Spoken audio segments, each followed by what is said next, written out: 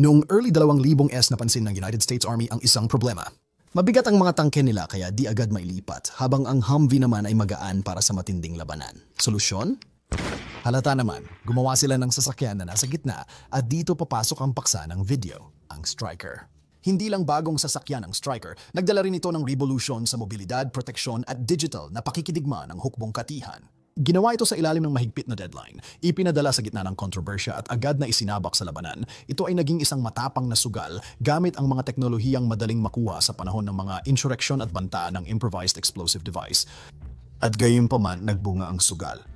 Sa loob ng 20 taon, nakita ang pagbabago sa digmaan gamit ang slat armor, V-shape na katawan, 30 mm na kanyon at mga laser. Ngayon, ang Stryker ay hindi lang basta nabubuhay, ito ay umuunlad patungo sa mas kakaiba at mas mapanganib na makina. Kaya paano nga ba naging haligi ng makabagong mekanisadong digmaan ang simpleng pansamantalang solusyong ito na nasa gitna? Ano ang susunod para sa armadong lakas ng Amerika? Alamin natin.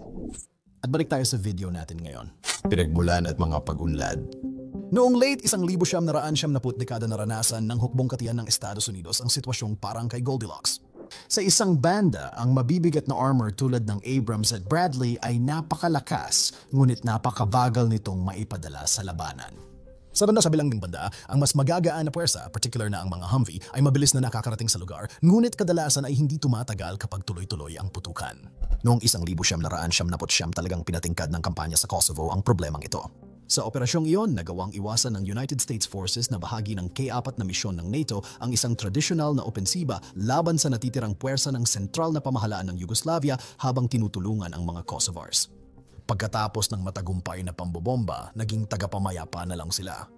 Nakita nila mula sa bakod habang naghihintay ng senyas ang matinding labanan na puno ng tangke at makabagong artilyeriya na kailangang pagdaanan sa napakalaking bundok dahil sa topografiya ng Kosovo. Sa madaling salita, ito mismo ang uri ng labanan kung saan ang kanilang mabibigat na kagamitan ay magiging pinakamabagal at ang kanilang magagaan ay magiging pinaka-vulnerable. Hindi maganda. Pumasok sa eksena si General Eric Shinseki, Army Chief of Staff, na malinaw na nakita ang problema at hindi pumayag sa ganoong kalokohan. Ipinakilala niya ang bagong pananaw, isang medium-weight na unit na pwedeng ipadala sa ere at nakasentro sa bagong plataforma, ang Interim Armored Vehicle or Interim Armored Vehicle, layunin na bigyan ng kagamitan ng brigade para mapadala saan man sa loob ng 76 na oras at magdulot pa rin ng matinding pinsala pagdating. Para makamit ito, dapat pagsamahin ng bagong sasakyan ang liksi ng magaan na infantry, sapat na lakas ng apoy at armor para maprotektahan ang sarili. Dahil malaki ang pangangailangan at kulang sa estratehikong kakayahan ng United States, mahalaga ang bilis, kaya kailangang makahanap agad ng solusyong pwedeng gamitin. Sa kabutihang palad, wala talagang kakulangan ng mga angkop na opsyon noong panahong iyon.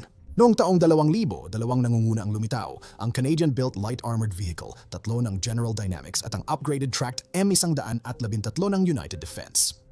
Gaya ng malinaw na ipinapakita ng mga larawang nakita mo na ng Stryker, ang General Dynamics ang nagwagi.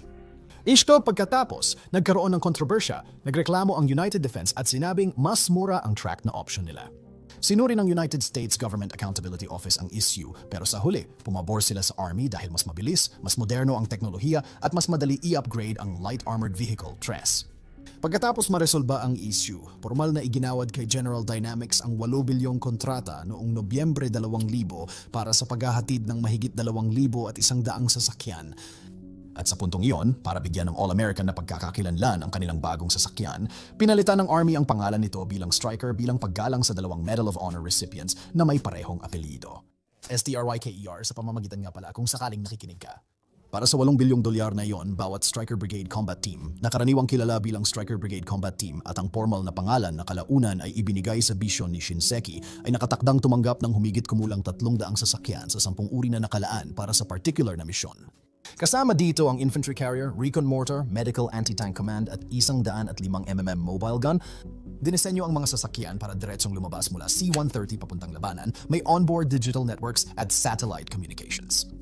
At pagkatapos lumitaw ang mga nagdududa, tinawanan ng mga tank enthusiast ang ideya ng 8 gulong na battle taxi na magtatagal sa labanan at sinabing ang deployment gamit ang C-130 ay teorya lang. May sinabi silang may pangungutya, alisin ang baluti, bawasan ang bigat, baka magkasya.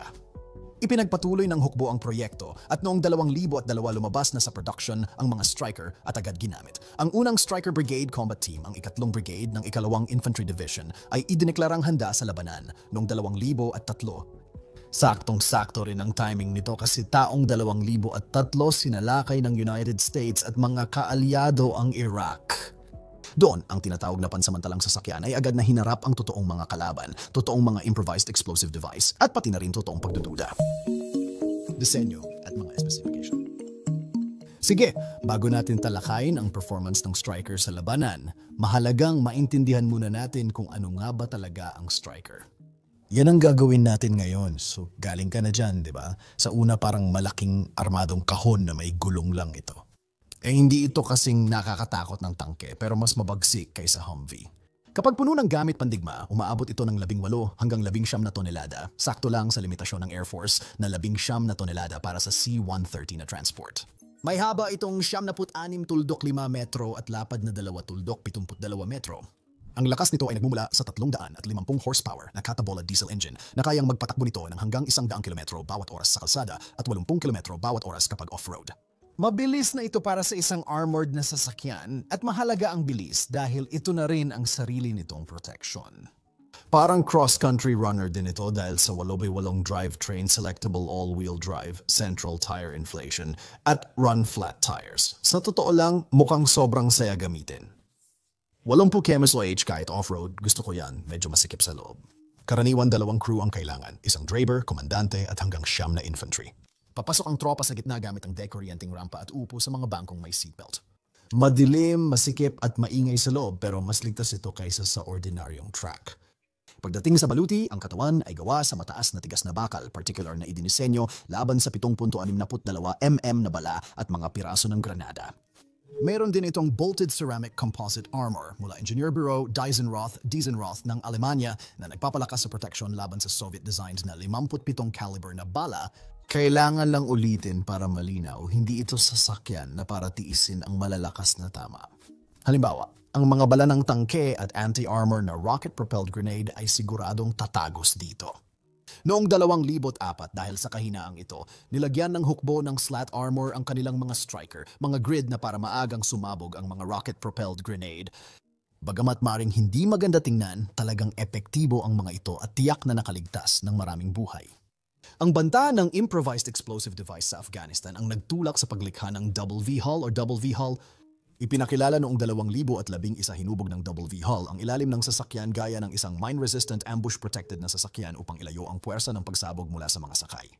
Ayon sa datos ng hukbong katihan, nabawasan ang nasasawi sa mga bomba sa kalsada dahil sa bagong disenyo at madalas nakakaligtas na ang mga sakay mula sa dating nakamamatay na pagsabog.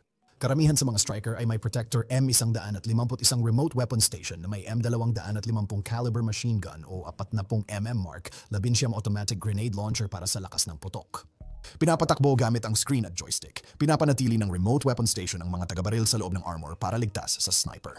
Bawat armas ay nagbibigay ng suppression hanggang sa humigit kumulang 2 kilometro at bukod pa rito, maaaring lagyan ng remote weapon station ng 7.62 mm machine gun bilang dagdag na bonus. Ito ay isang simpleng papuri at tiyak na hindi tulad ng 25mm autocannon ng Bradley na agad napansin ng marami nang unang lumabas ang Striker. Sa simula, ang sagot ng hukbo sa mga reklamo na ito ay pare hindi naman ito tank hunter, chill lang. Gayunpaman kalaunan, lumampot din ang kanilang paninindigan. Sa mga nakaraang taon, maraming remote weapon station system ang in-upgrade sa Waverett Striker Common Remotely Operated Weapon Station Javelin Systems. Sa kabutihang palad, pinaikli nila ito sa Cross J. Pinagsama ng sistemang ito ang Javelin missile launcher sa Striker, kaya nitong pabagsakin ang mga tangke mula 2.5 kilometro. Malaking pagbabago para sa dating walang laban sa armor na sasakyan. Namumukod tangi ang Striker sa mga elektronikong sistema nito na dinisenyo bilang digital node mula simula. Ang mga unang modelo ay may Global Positioning System Navigation, Force 21 Battle Command Brigade at Below Tracking System at advanced na radyo na nagtutulungan para bigyan ng crew ng real-time na mapa, kaalaman sa labanan at mabilis na komunikasyon sa punong himpilan at mga kalapit na sasakyan. Habang tumatagal, gumaganda ang mga sistema at ang mga modernong Striker ay may in-vehicle network. Sa madaling salita, ang Striker ay parang Wi-Fi hub sa labanan, naghahatid ng data at feed sa iba't ibang plataforma ng real-time. Pinapabilis nito ang pagtugon sa banta at nakakaiwas sa friendly fire na mahalaga lalo na sa malapit at magulong labanan.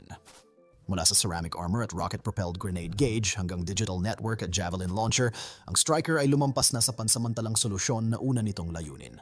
Hindi ito invincible, malalakas na anti-tank missile o malaking improvised explosive device ay maaaring sumira pa rin dito. Pero para sa isang sasakyang may gulong, nag-aalok ito ng kahanga-hangang kombinasyon ng mobilidad, kakayahang mabuhay at katalinuhan. Mabilis para makaiwas sa gulo, matibay para kayanin ang mga tama at sapat na astig para mapanatili ang kalamangan ng mga sakay nito sa labanan na tatapos ng Striker ang trabaho. O ganun nga ang lumalabas. Sige na nga! Pagganap sa labanan, Iraq at Afghanistan. Bumabalik tayo sa pinaghintuan natin, ilang minuto lang ang nakalipas. Hindi masusubukan ng lubos ang kagamitang militar hanggat hindi ito napasabog, nabaril at nasabak sa totoong labanan. Ngayon, tandaan na agad ipinadala ang Striker sa Iraq matapos itong ipakilala. Tingnan natin kung paano ito nagampanan. Sige. Dumating ang unang Striker noong Oktubre 2000 at 3 ilang buwan lang pagkatapos noon. 7 buwan matapos magsimula ang pananakop, agad silang nagpadala. Maganda naman ang unang impression. Dahil mabilis at tahimik ang mga Striker, nakakagawa ang unit ng malakas na atake at agad lumilipat ng pwesto bago makarik ang mga rebelde. Sa urban na pagpapatrolya, ang mas maliit at maliksing sasakyan ay nakalulusot sa makikitid na kalsada at eskinita na hindi kaya ng malalaking infantry fighting vehicles tulad ng Bradley. Napatunayan ng remote weapon station ang halaga sa labanan sa lungsod dahil kayang barilin ng mga gunner ang bubong at bintana habang ligtas sila sa loob. Gayunpaman, noong panahong iyon, ang Iraq ay kilala rin bilang lupain ng mga improvised explosive device at dahil dito, naging hindi ganoon kakinang ang ulat tungkol sa Striker. Ngayon, sa isang banda, ang bilis at liksi ng sasakyan ay minsan nagpapahintulot sa mga convoy ng Striker na literal na lampasan ng blast zone dahil minsan nahuhuli ang mga insurgents sa pagpindot ng kanilang IEDs at hindi natatamaan ang mga sasakyan. Kung sumabog ang bomba sa ilalim ng Striker, limitado lang ang kayang gawin ng patag nitong ilalim. Sa isang maagang insidente, isang napakalaking improvised explosive device ang nagpataob sa isang Striker na trahedyang ikinasawi ng mga sundalong nasa loob nito. Sa kabuuan, kahanga-hanga ang survival ng bagong sasakyan na ito. Halimbawa, mula Disyembre 2003 hanggang Oktubre 2004 na lampasan ng mga unit ng Striker sa Iraq ang 56 na pag-atake ng improvised explosive device nang walang nasawi sa tripulante. Kahit madalas masira ang mga sasakyan, kadalasan buo pa rin ang kompartamento ng tripulante para mailigtas ang mga nasa loob. Gayunpaman, kapansin-pansin na tumugon ang hukbo sa pamamagitan ng mabilisang paglalagay ng pansamantalang mga solusyon tulad ng bolt-on na mga belly armor plate, foam na upuan para maprotektahan mula sa pagsabog at gaya ng nabanggit kanina, kalaunan ay isang buong pagbabago ng disenyo ng hull upang magkaroon ito ng double V hull. Nagkaroon din ng iba pang mga problema. Sa simula, nakaranas ng mga issue ang mga tropa tungkol sa saklaw at bigat. At kaya, naunang Striker na may dagdag na kagamitan ay naging mas mabigat at nagdulot ng sobrang puwersa sa makina at suspension. Sa init sa Iraq, madaling masira ang terware at mahirap panatilihing gumagana ang walo nito. May mga panahong na-stuck ang Striker sa putik o buhangin. Oo, may magarang off-road na gamit ito pero dahil gulong at hindi tracks ang gamit, minsan natatalo pa rin ng kalikasan. At pagdating naman sa labanan sa Afghanistan, ibang klase ng mga hamon ang hinarap nito. Noong 2000 dumating ang unang mga Striker kasama ang unang battalion, 17 infantry regiment magkakaiba at paminsan-minsan ay matindi ang karanasan nila sa mga sasakyan. Mas mataas ang mobilidad at protection ng Striker kaysa Humvee pero hindi matitinag, agad itong sinamantala ng Taliban. Sa simula ng Operation Buffalo Stampede at Opportunity Hold, madalas at matindi ang improvised explosive device attacks na hinarap ng Striker units. Matibay ang mga sasakyan sa Iraq, ngunit mas sopistikado ang mga improvised explosive device sa Afghanistan. Sa makapal na halamanan ng Arghandarb Green Zone, madaling itinatago ng insurgente ang command-wired improvised explosive device sa makikitid na daan at culvert. Sa maraming pagkakataon, paulit-ulit na napipinsala at nasisira ang mga Striker, kadalasan ay nawawala pa ang lahat ng 8 gulong sa isang pagsabog lang. Isang malagim na insidente ang nangyari nang tumaob at masunog ang isang Striker dahil sa improvised explosive device na sakay sina Kapitan Halles at 3 pang iba na nagresulta sa agarang pagkamatay ng lahat ng nasa loob. Winakasan ng trahedyang ito ang paniniwala ng ilan na protektado ang mga Striker laban sa mga mina kahit bahagya pa lang itong na-upgrade at napilitan ang mga commander na suriin muli ang kanilang taktika. Sa huli nagbago ang battalion sa pag-clear ng improvised explosive device at kumuha ng Canadian Recovery Vehicle dahil sa pagkawala ng mga Striker. Gayunpaman, nanatili pa rin silang mahina at isang kagamitan na kailangang gamitin ng maingat. Kailangang i-upgrade ang flat-bottom Striker para kayanin ang Afghanistan-sized IEDs at iyon ang nakuha nila. Ang karanasan ng unang batalyon ang nagtulak sa Double V Hull na ipakilala noong 2011. Pagdating ng Double V Hull Striker, sobrang laki ng pagbabago, parang gabi at araw. Ayon sa mga sundalo, kapag tinamaan ng bomba ang Double V Hull Striker, pwedeng lumipad o masira ang axle ng sasakyan pero buo pa rin ang troop compartment at kadalasan minor lang ang sugat o walang namamatay kumpara noon na siguradong trahedya. Kinumpirma ng Army na ayon sa kanilang pahayag, nabawasan ang mga nasawi at sugatan sa labanan sa Afghanistan dahil sa Double V Hull Striker. Madalas nakakakaligtas ang mga sundalo sa improvised explosive device attack gamit ang Double V Hull na sasakyan, wakas ng CP. Iyan na siguro ang pinakamataas na papuri ng Army para sa pagbabago ng disenyo. Dahil sa tagumpay, agad nilang inumpisahan ang pag-convert ng buong brigade sa Double V Hull configuration. Pagsapit ng 2010, karamihan sa aktibong striker unit ay may bagong hull at sinimulan na ring tanggapin ito ng mga National Guard Brigade noong 2020. Bukod sa improvised explosive device, na-ambush din ang mga striker gamit ang rocket-propelled grenade at maliliit na armas sa parehong lugar. Ang slat armor na nabanggit natin ay kadalasang nagligtas laban sa rocket-propelled grenade 7. Ayon sa mga ulat, tinamaan ng rocket-propelled grenade ang cage, sumabog at nagtuloy ang striker na may bahagyang sira lang maliban sa baluktot na cage. Ngayon, kahit na may mga benepisyong nakakaligtas buhay ito, naramdaman ng mga tropa na may halong pagmamahal at inis sila sa mga cage. Mahal nila ito dahil naililigtas ang mga sundalo pero inis sila dahil nadadagdagan ng halos 3 talampakan ang lapad ng sasakyan kaya hirap dumaan sa makikitid na kalsada o umiwas sa hadlang. May ilang crew na nag-improvise sa pamamagitan ng pagtanggal ng ilang bahagi o paggawa ng mga natitiklop na parte. Kalaunan, bumili ang hukbo ng 289 era kits para sa striker noong 2005. Kasama sa kit ang malilit na explosive tile sa gilid ng striker para mapigil ang RPGs nang hindi kailangan ng malalaking cage. Gayunpaman, ang ERA sa manipis na sasakyan ay may sariling hamon, lalo na sa bigat. Dahil dito, mas naging karaniwan pa rin ang slat armor sa Iraq, pero nang lumipat na ang mga operasyon sa Afghanistan, lumipat na rin ang banta sa mga improvised explosive device at long-range na putukan, kaya ang naging focus doon ay ang proteksyon sa ilalim ng sasakyan, gaya ng napag-usapan na natin. Sa mga sagupaan gayunpaman, masaya ang mga araw. Gumanap ng tama ang mga striker bilang battle taxi, naghahatid ng infantry sa labanan at sumusuporta gamit ang mabibigat na machine gun. Hindi sila mga infantry fighting vehicle na dinisenyong sumugod mag-isa. Binigyang diin ng striker doctrine ang pagbaba ng infantry para lumaban gamit ang mga sasakyan bilang base ng putok at maniobra. Sa akwal na paggamit, may ilang matatalinong paraan na lumitaw. Nagbigay ang mga striker ng panlabas na seguridad gamit ang kanilang mga armas at thermal viewer habang nililinis ng mga tropa ang mga gusali. Ang kanilang mobilidad ay nagpadali sa mabilis na pagputol ng ruta ng pagtakas ng kalaban at ginamit ang loudspeaker system ng ilang striker para sa psychological operation tulad ng pagbibigay babala o pagtugtog ng Metallica laban sa mga rebelde. Ang medyo mas maliit na itsura at mas tahimik na makina ng striker kumpara sa Bradley o tangke ay nagbigay rin dito ng kaunting kalamangan sa pagiging mas palihim tuwing mga operasyon sa gabi. Sa Masol, hindi na malaya ng mga rebelde ang hanay ng striker sa kalsada. Nang sumiklab ang illumination flare, huli na ang lahat. Bukod dito, may mahahalagang aral na nakuha tungkol sa maintenance sa labanan. Dahil sa mga improvised explosive device at malalalim na lubak, napinsala ang 8 gulong na suspension ng striker kaya maraming gulong at axle ang napalitan sa gitna ng operasyon. Dahil dito natutunan ng hukbo na mag-imbak ng maraming ekstrang gulong at piyesa. Ang mga sistema ng sasakyan tulad ng hydraulics at electronics ay napatunayang maasahan na may 76% operational readiness sa unang deployment sa Iraq. Tulad ng ibang bagong sistema, nagkaroon din ng mga paunang problema ang striker. Sa umpisa, nagka-aberya sa communication software at minsan may sira ang remote weapon station. Gayunpaman, mabilis na nakaangkop ang mga crew at nagkaroon sila ng tunay na pagmamahal sa kanilang mga striker. Marami pa nga ang nagbigay ng kredito sa sasakyan dahil ilang beses nitong nailigtas ang kanilang buhay. Pagsapit ng huling bahagi ng 2010, libu-libong labanan ang naranasan ng mga striker at naitala ang kanilang masalimuot na pagganap. Oo, maganda ang mobility nito sa kalsada at kahit sa may hirap na daanan, may sapat na proteksyon lalo na matapos ang mga upgrade at firepower para sa mga laban na mababa hanggang katamtaman ng tindi. Ngunit mahina pa rin ito laban sa mas mabibigat na banta. Kahit ganon, walang duda na ang striker ay mula sa pansamantalang eksperimento naging subok at napakakompetenteng sasakyang panggamit. Totoo, kahit tapos na ang panahon nito sa Iraq at Afghanistan, kapansin-pansin na ang mga batikos mula sa mga autoridad, kagaya ng mga militar, analyst at iba pa, ay mas bihira na ngayon kumpara 20 taon na ang nakalipas. Ang pamilya Striker.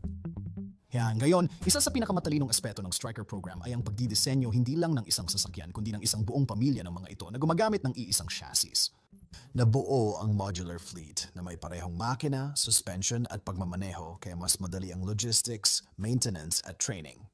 10 variant ng Corps ang inilunsad at ang pinakakaraniwang version ay ang M1126 Infantry Carrier Vehicle. Dinisenyo ito bilang battle taxi para sa 9 na sundalo at 2 crew na may remote weapon station na pwedeng lagyan ng M250 caliber machine gun mark, 19 grenade launcher o pangalawang M240 machine gun.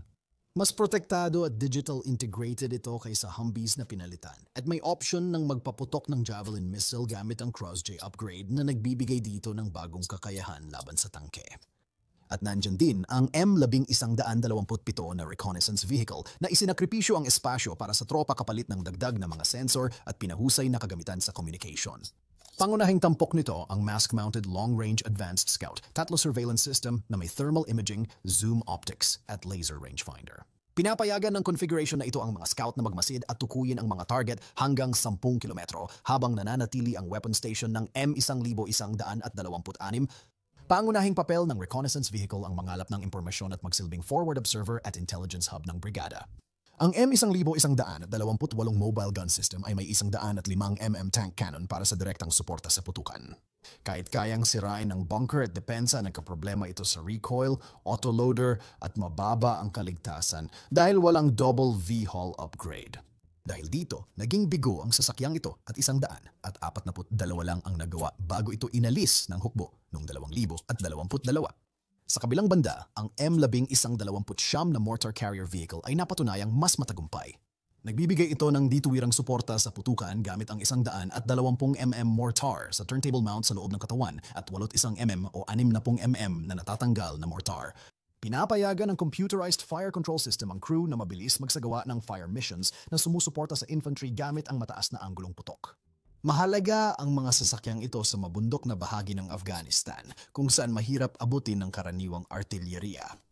Ang M1130 command vehicle ay mobile headquarters na may advanced na communication at control systems gaya ng satellite communication at secure data links. Sa loob, direktang kinokoordina ng mga opisyal ang mga operation ng brigade at batalyon mula sa field. Madaling makita sa labas ang sasakyan dahil sa dami ng antena nito. Bagaman may weapon station na may 50 cal or M240, ang mga ito ay para sariling depensa lang dahil ang layunin ay epektibong koordinasyon sa labanan. Ang M1131 na fire support vehicle ay may laser rangefinder, target designator at kagamitan sa pagmamasid para magdirekta ng artilleria at suporta mula sa himpapawid. Madalas itong pinapatakbo ng mga forward observer at ang sasakyan ay nagtutulungan kasama ng mga mortar at howitzer para maghatid ng mga tumpak na atake. Bagaman may 50 cal o Mark 11 grenade launcher tulad ng M1130 ito ay para lang sa sariling depensa. Kung magamit ang mga sandatang ito, ibig sabihin may masamang nangyari. Ang tunay nitong lakas ay nasa pagbibigay daan sa ibang unit na makabaril ng mas eksakto. Aktibo ang M1132 Engineer Squad, laging nangunguna sa pagsugod sa minahan at rutang may hadlang. Nilagyan ng mine plow, roller at kakayahang humila ng trailer o M58 mine clearing line charge nililinis at tinatandaan nito ang ligtas na daan para sa pormasyon. Kasama nito ang buong combat engineering squad na may gamit sa pagbubukas ng daan, demolition charge at pangmarka. Dahil sa mataas na panganib ng tungkulin nito, isa ito sa mga unang version na nabigyan ng pinahusay na armor at double V-hull. Pagkatapos, naroon ang M1133 Medical Evacuation Vehicle na ginagawang isang armadong ambulansya, ang Striker. Kayang magdala ng 6 na sugatang tauhan sa stretcher kasama ang medic team at life support equipment. Ginagamit ito kapag di makalipad ang helicopter at direktang pumapasok sa delikadong lugar para kunin ang nasugatan. Ang tanging sandata nito ay malaking pulang krus sa gilid, Geneva Convention at iba pa. Ang M1134 na anti-tank guided missile na sasakyan ay may malakas na armas, gamit ang TOW-2 launcher sa pedestal na may internal na pag-reload at imbakan ng bala. Ang launcher na ito ay nagbibigay ng long-range anti-armor firepower na kayang pabagsakin ang mga tangke hanggang 4 na kilometro ang layo.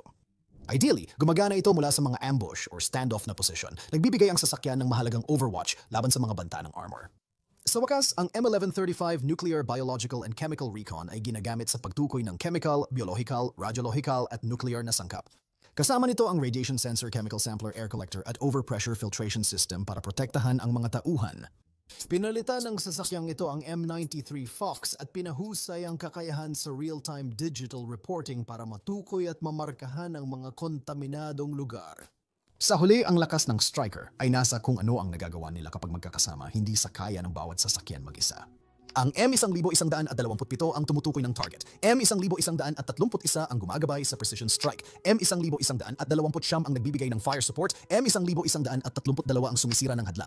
M1126 ang naglalabas ng infantry. At M1130 ang nag-uugnay sa kanila habang ginagawa ito.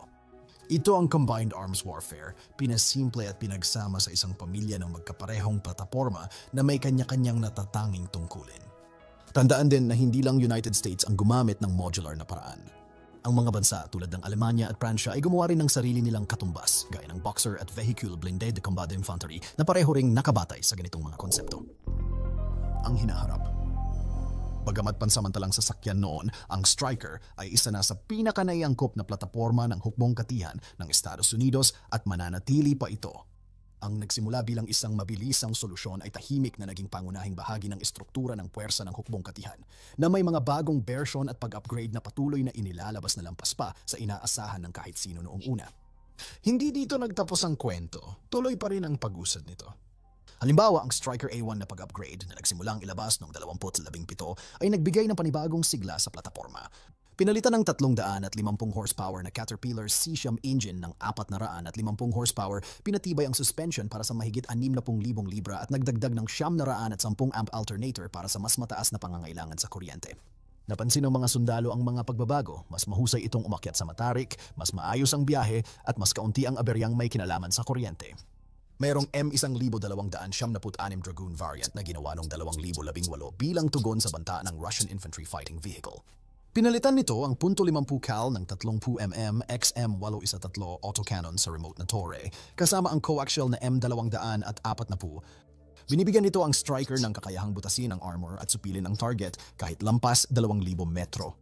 Maganda ang pagtanggap sa variant na ito at matapos ang unang paglabas, sinimulan ng MCWS program na lagyan ng iba't ibang 30mm Tor ang mas maraming Striker. Ang mga upgrade na ito ay nagbago sa Striker mula armored personnel carrier patungong mas magaan na infantry fighting vehicle.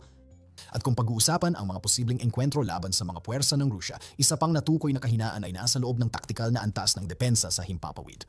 Pumasok si M-Shorad, isang air defense system na binuo ng General Dynamics, Leonardo DRS at Raytheon. Kaya ng sistemang ito kontrahin ang cruise missile, unmanned aerial vehicle mababang lipad na mabilis na eroplano at helicopter.